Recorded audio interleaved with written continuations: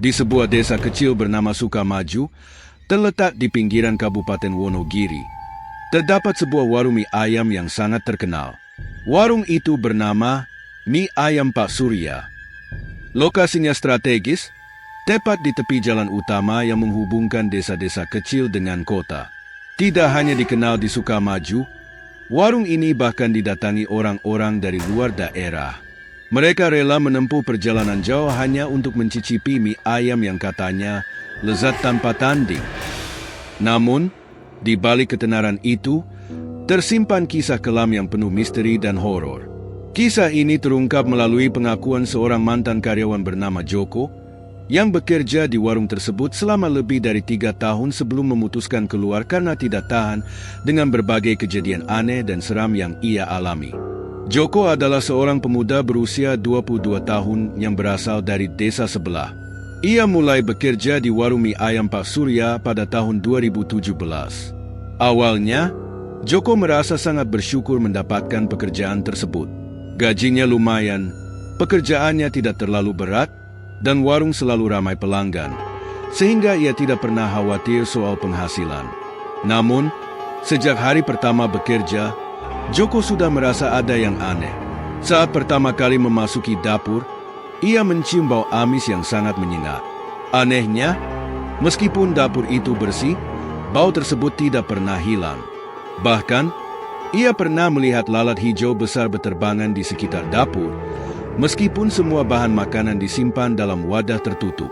Hal itu membuatnya merasa tidak nyaman, tetapi ia mencoba mengabaikan rasa cemasnya dan fokus pada pekerjaan. Hari-hari berikutnya, kejadian aneh mulai terasa lebih nyata. Setiap pagi saat membuka warung, Joko selalu mendapati bahwa kendi hitam di dapur berpindah tempat. Awalnya ia mengira itu hanya ulah karyawan lain, tetapi ketika ia bertanya, tidak ada yang mengaku memindahkannya. Kadang-kadang, ia juga mendengar bunyi seperti orang berbisik di sudut dapur. Ketika ia mencoba mencari sumber suara itu, ia hanya menemukan kendi hitam yang berdiri diam, tetapi seolah mengawasinya. Yang paling membuat Joko ketakutan adalah ketika ia bekerja sendirian di malam hari. Pernah suatu kali, saat ia sedang mencuci peralatan makan di dapur, lampu tiba-tiba berkedip-kedip. Dalam keremangan, ia melihat bayangan seorang pria berdiri di pintu dapur. Ketika ia menoleh, bayangan itu lenyap begitu saja. Joko mencoba menghibur dirinya dengan berpikir bahwa itu hanya bayangannya sendiri, tetapi rasa takut mulai merasuki pikirannya. Pak Surya, pemilik warung, adalah pria parubaya yang dikenal ramah tetapi penuh teka-teki. Pak Surya seringkali tersenyum sendiri saat duduk di sudut dapur, dan kadang-kadang ia melarang karyawan lain masuk ke area tertentu. Salah satu area terlarang itu adalah gudang kecil di belakang dapur. Jangan pernah masuk ke sana, itu tempat penyimpanan khusus, katanya dengan nada yang tak bisa dibantah. Rasa penasaran Joko semakin besar, tetapi ia tidak berani melanggar aturan tersebut. Kejadian aneh semakin sering terjadi ketika malam Jumat tiba. Pak Surya selalu meminta semua karyawan pulang lebih awal. Warung tutup lebih cepat kalau malam Jumat, katanya dengan nada tegas. Joko, yang awalnya tidak curiga, pernah diam-diam kembali ke warung setelah pulang untuk mengambil handphonenya yang tertinggal. Saat itu, sekitar pukul 11 malam, Joko melihat sesuatu yang membuat bulu kuduknya merinding. Ia mengintip dari celah jendela dapur dan melihat Pak Surya sedang melakukan ritual aneh. Di tengah ruangan, terdapat sesajen berupa nasi tumpeng, kembang 7 rupa, dan segelas darah segar. Di dekatnya, ada sebuah kendi besar berwarna hitam yang mengeluarkan asap tipis berbau anyir. Pak Surya duduk bersila di depan kendi itu sambil membaca mantra dengan suara pelan. Yang membuat Joko hampir pingsan adalah kehadiran seekor lalat hijau sebesar kepalan tangan yang hinggap di atas kendi tersebut. Lalat itu tampak diam, seolah mendengarkan mantra yang dibacakan oleh Pak Surya. Saat Joko berusaha memperhatikan lebih jelas, tiba-tiba ia mendengar suara langkah kaki di belakangnya. Ketika ia menoleh, ia melihat sosok pria tua berjubah putih dengan wajah penuh keriput berdiri di belakangnya. Mata pria itu memancarkan cahaya merah menyala, dan ia menatap Joko dengan tajam. "Kau seharusnya tidak di sini," kata pria itu dengan suara serak yang membuat tubuh Joko membeku. Dalam kepanikan, Joko segera berlari menjauh dari jendela, tetapi saat ia berlari, ia merasa seperti ada yang mengejarnya. Suara langkah kaki berat dan napas kasar terdengar semakin dekat. Ketika ia akhirnya sampai di jalan utama, suasana mendadak hening. Tidak ada suara, tidak ada angin, hanya detak jantung Joko yang berdeguk kencang. Ia segera pulang tanpa menoleh ke belakang. Keesokan harinya, Joko mencoba berbicara dengan salah satu karyawan senior bernama Hadi. Awalnya, Hadi tampak enggan, tetapi akhirnya ia membuka mulut. "Aku juga pernah melihat ritual itu," kata Hadi dengan nada rendah. "Tapi aku diam saja. Kalau kita bicara terlalu banyak, kita bisa jadi bagian dari itu." Wajah Hadi tampak pucat, dan ia terlihat ketakutan saat mengatakan hal itu. Hadi juga bercerita bahwa ia pernah melihat sosok yang sama dengan yang dilihat Joko. Pria berjubah putih itu, menurut Hadi, adalah salah satu penjaga dari perjanjian pesugihan yang dilakukan Pak Surya. Dia hanya muncul ketika ada yang mencoba mengganggu ritual, tambah Hadi. Namun, cerita tidak berhenti di situ.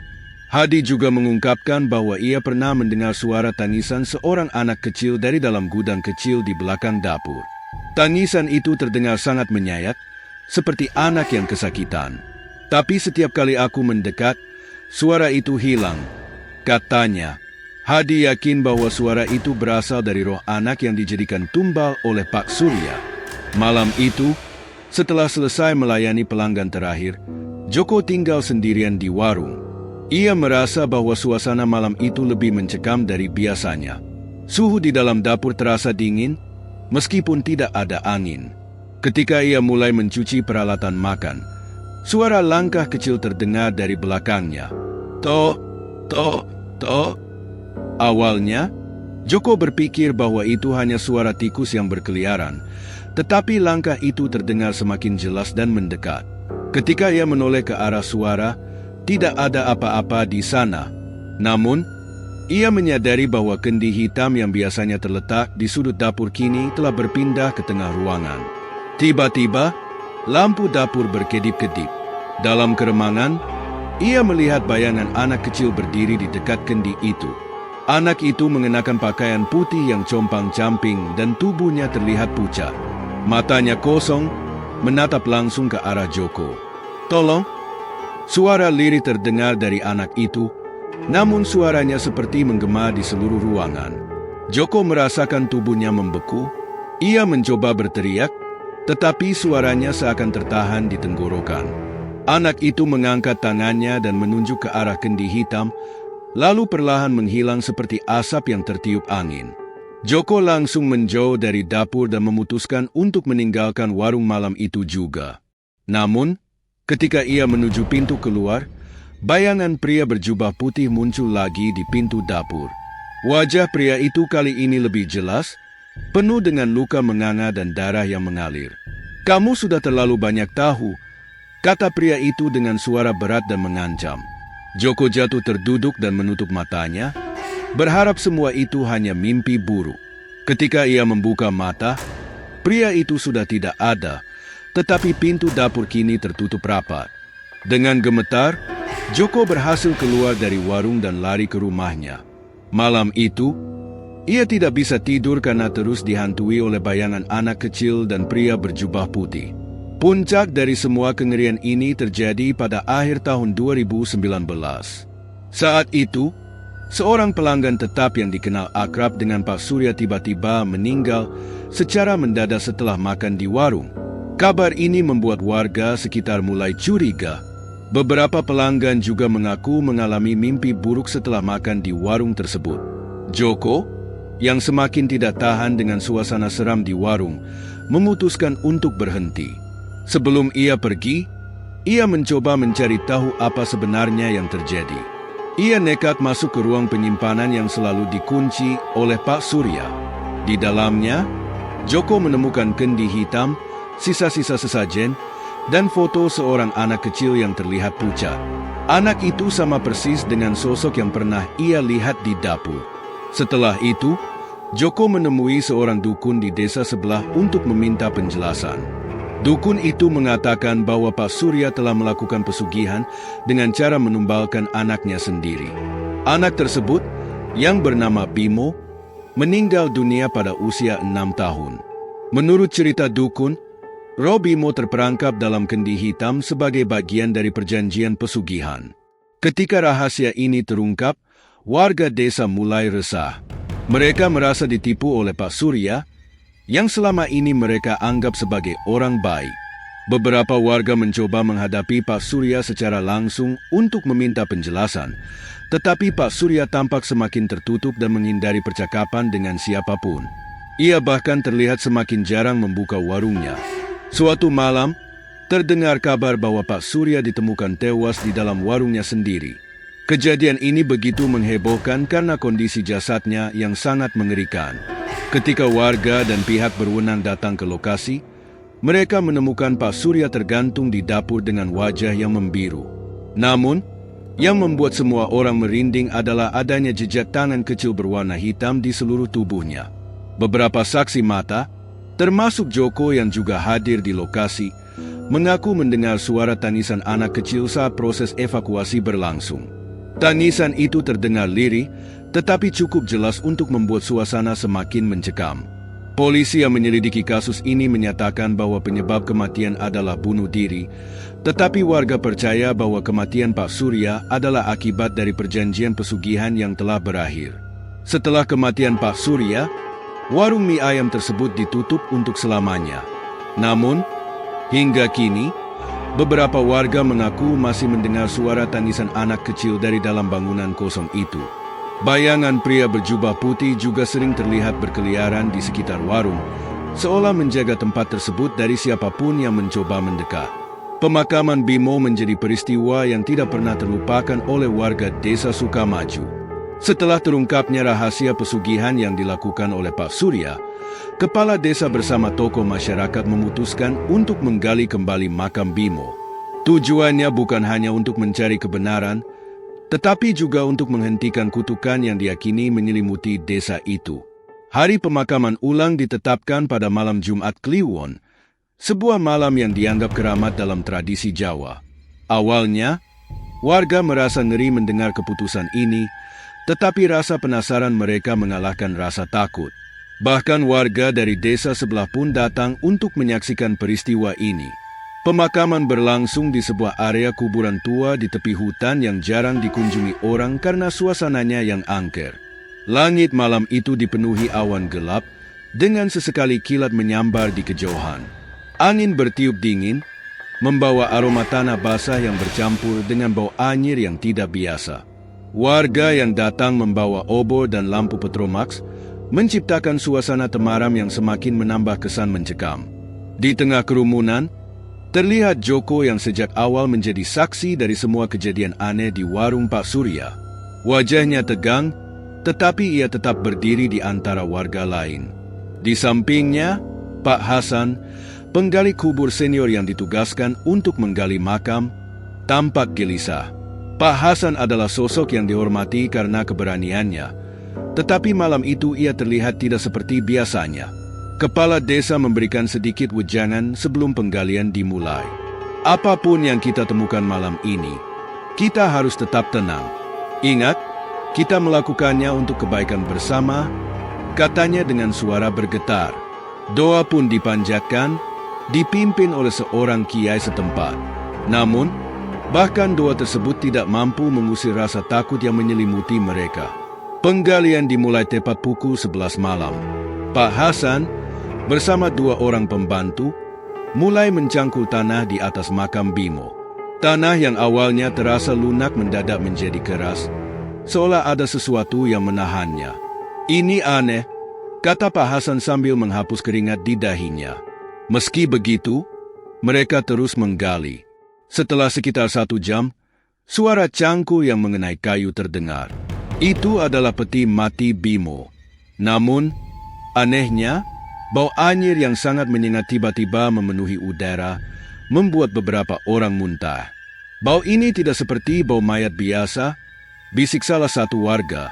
Ketika peti mati diangkat ke permukaan, suasana menjadi semakin mencekam. Peti itu tampak utuh, tetapi ada bercak hitam yang menyerupai noda darah di sekelilingnya. Kepala desa memberi isyarat untuk membuka peti, tetapi tidak ada yang berani melakukannya. Akhirnya, Pak Hasan maju dengan tangan gemetar.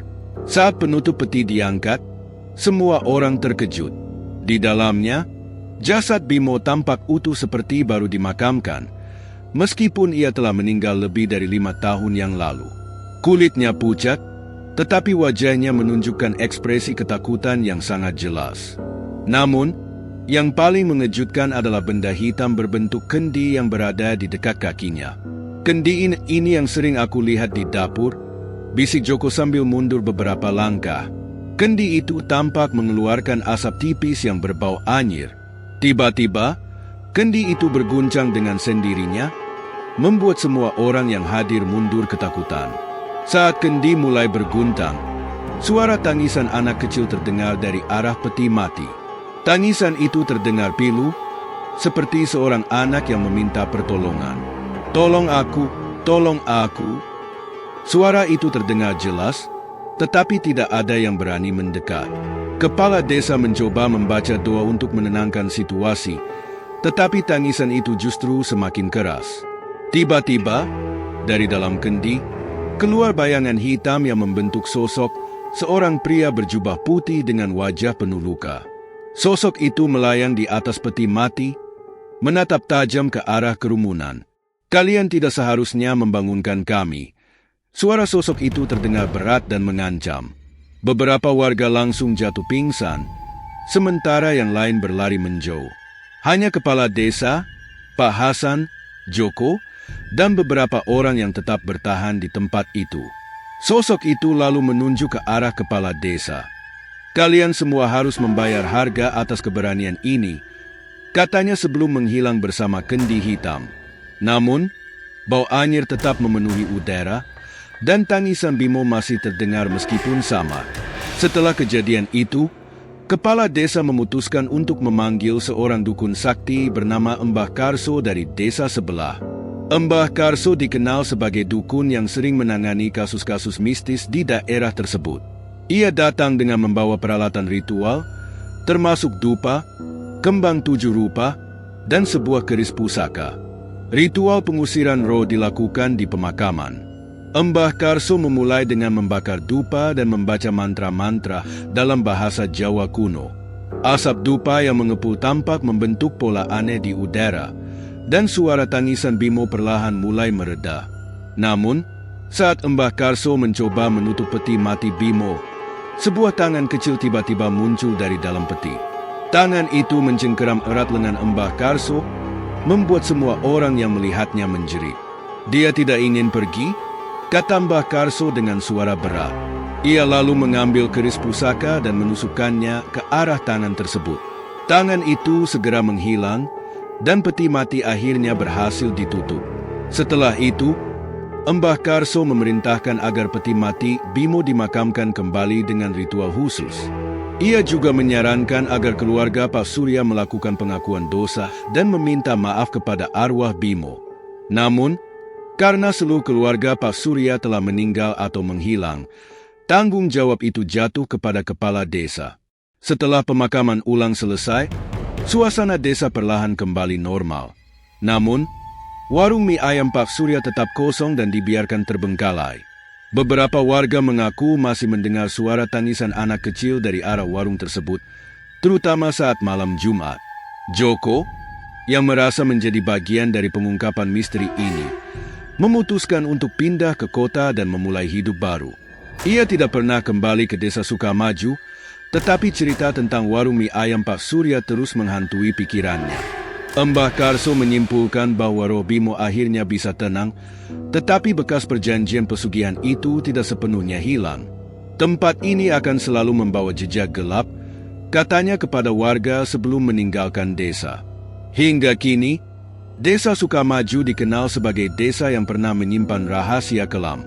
Warung mie ayam Pak Surya menjadi simbol dari keserakahan manusia yang berujung pada kehancuran. Banyak orang yang penasaran ingin melihat warung itu, tetapi hanya sedikit yang berani mendekat. Mereka yang pernah mencoba masuk selalu kembali dengan cerita-cerita horor yang semakin memperkuat mitos di balik tempat tersebut. Kisah pemakaman Bimo dan misteri warung mie ayam Pak Surya menjadi pelajaran bagi banyak orang tentang bahaya pesugihan dan keserakahan. Namun, bagi warga desa Sukamaju, kenangan akan tangisan Bimo dan bau anyir dari kendi hitam tetap menjadi mimpi buruk yang sulit dilupakan. Cerita ini menjadi pelajaran bagi warga Sukamaju tentang bahaya keserakahan dan dampak mengerikan dari pesugihan. Warung mie ayam Pak Surya kini hanya menjadi kenangan kelam yang menyisakan banyak tanda tanya. Ketika manusia memilih jalan yang salah demi kekayaan, mereka harus siap menanggung konsekuensi yang jauh lebih besar daripada apa yang mereka dapatkan.